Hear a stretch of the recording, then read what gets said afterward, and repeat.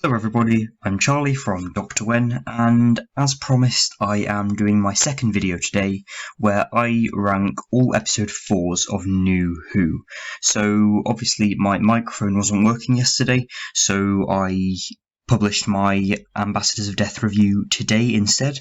Because of that I'm doing 2 videos today to make up for the fact that there was none yesterday. So, as I said, I'm going to be ranking all episode 4s of New Who, so that is series 1 to 12 since 2005, and these episodes include Dialects of Manhattan, Rachnids in the UK, The Doctor's Wife, Nikola Tesla's Night of Terror, Aliens of London, Knock Knock, The Time of Angels, Before the Flood, The Sontaran Stratagem, Power of Three, Listen, and The Girl in the Fireplace. So overall, I think quite highly of lots of these. I think the lows aren't very low and the highs are very high in this. I think quite highly of episode 4s, and with 2-parters I will only be including the part that is episode 4 of the series. Also, I won't be including Christmas specials in this. So like on Netflix and other streaming services, then episode 1s are the Christmas specials, but I'm not doing it that way. I'm doing it episode 4 of the main series. Anyway, let's get into this video, and I hope you enjoy. In 12th place, you probably saw this coming, Dialects of Manhattan. I've given this a 6.1, so I don't not like this. I think this is a very meh episode. I don't think of any of these as bad, actually. Any score under a 6 I consider properly bad, but this is, yes, arguably the weakest story in Series 3 of Doctor Who, which, in my opinion, is a very good series. I definitely prefer this first part to the second part. I'll get into that in tomorrow's video. No, sorry, not tomorrow's video, Thursday's video, where I rank episode 5s, but, yes, I definitely prefer this. I do quite like the setting. I think it was quite interesting having a historical Dalek story. There isn't many in New Who, except Victory of the Daleks. But yes, this is a historical story set in 1930s New York, and I do quite like the setting. I think the Cult of Skaro is interesting. They make a reappearance after escaping from the Dalek Cybermen War in Doomsday. I thought that they were quite good. And I think it is a really interesting concept, one Dalek wanting to kind of merge himself with a human to create this Dalek-human hybrid. I thought it was really interesting and a good concept that failed to deliver a little bit. It's quite a clunky story, and the side characters really aren't needed, and they just bog the episode down a bit. So there we go, but it's still better than Evolution of the Daleks in my opinion. In 11th place we have Arachnids in the UK. I've given this a 6.8, so it's a significant step up from Dialects of Manhattan. It still isn't that great though. It's just like Dialects of Manhattan, it's arguably the weakest in its series, which is series 11, and I don't think it was the best story to have in the 13th Doctor's 4th story, because we were still kind of getting to know her, and being bombarded with a plot this weird wasn't really the best way to go. Had it been later in the series or in series 12, I wouldn't have particularly cared, because the 13th Doctor does have some clunkers, but so early into her series, I wasn't that keen, especially since I liked the first 3 of Series 11 quite a lot, actually. I think this was a little bit of a letdown. It is a bit creepy with the, where they're entering that apartment with all webs. I thought that was really, really weird, but good weird. I think it's very earthy, and it focuses more on the companions a lot, which isn't a bad thing, but I don't know, I think doing episodes like that with their companions involves a lot of precision, otherwise it just feels too earthy and I don't particularly like it. I think lots of the 13th Doctor series episodes are set on Earth, which I know is for budget reasons, but I wish they would take it to alien planets.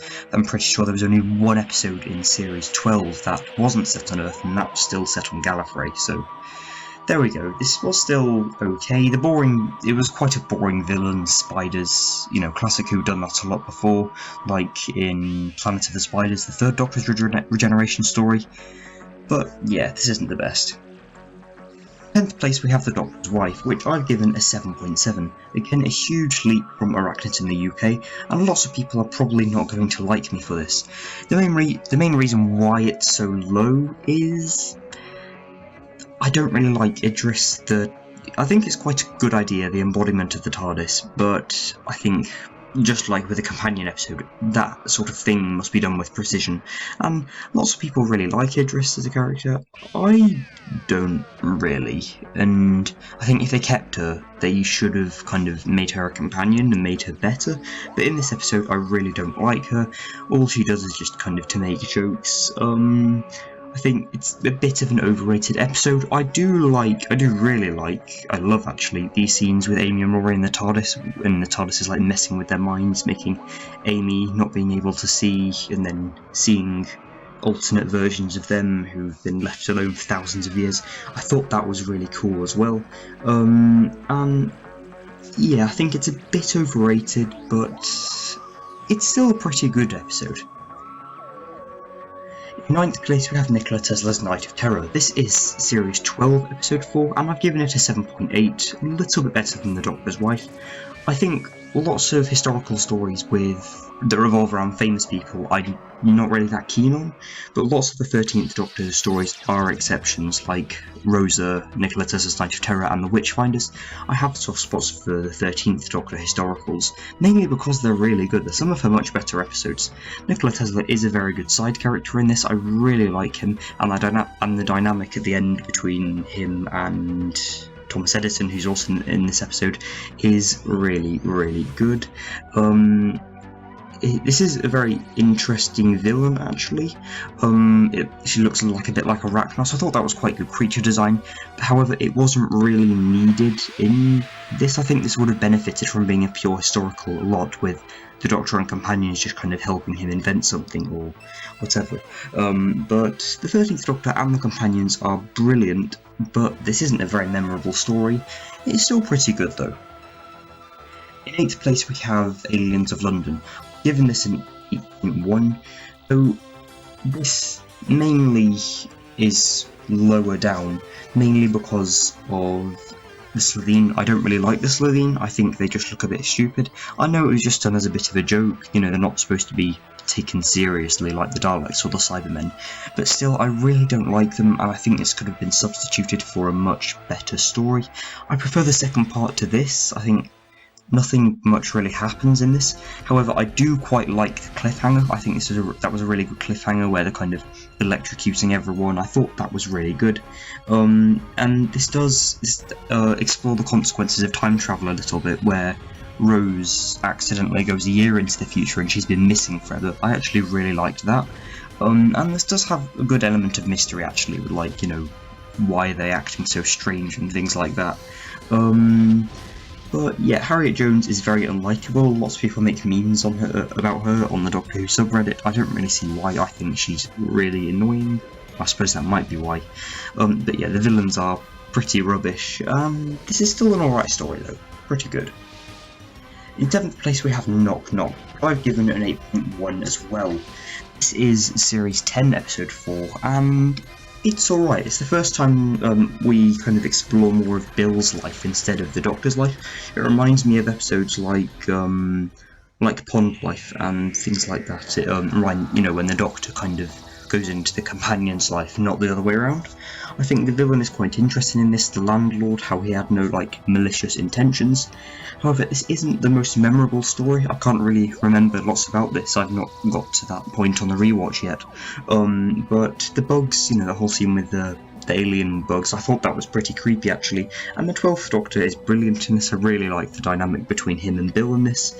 I think he is one of the best. This is one of the best kind of TARDIS teams that we have ever had. But I think this is the weakest story in my favourite series, although it's still pretty good. In 6th place we have The Time of Angels, which I've also given an 8.1. I promise that's the last 8.1 I'm giving though. The Weeping Angels, I don't think they were really needed, to be honest.